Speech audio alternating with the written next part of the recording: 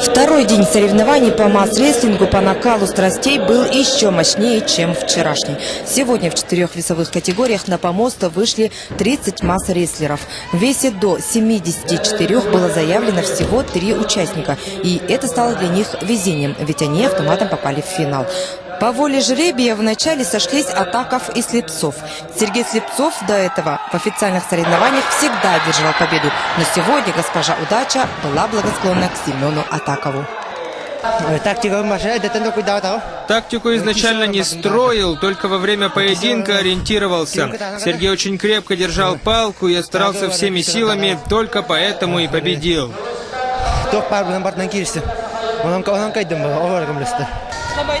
Я, конечно, сильно опечален. 4 года занимался и все на смарку. Но ничего, встретимся на играх Манчары. Очень хорошую борьбу показал палестинец Бахар Мунтазир в весе до 62 килограммов. Он проиграл только якутскому Маджины. И в борьбу за 3-е место ему достался соперник Сергей Платонов из Казахстана. Отрадно, что наши гости осваивают правила масс-категории. Вот палестинец даже попросил у нашего спортсмена ремень.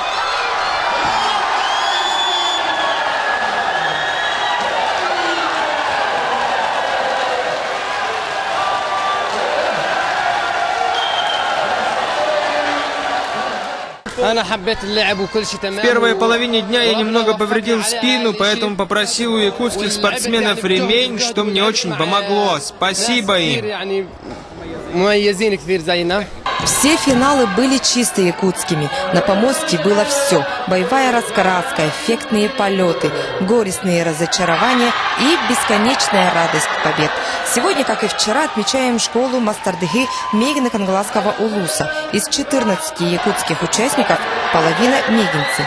Соответственно, они же обладатели половины медалей якутской сборной. 4 золота и 3 серебра. А эти игры для юных спортсменов завершены. Теперь время за этими малышами.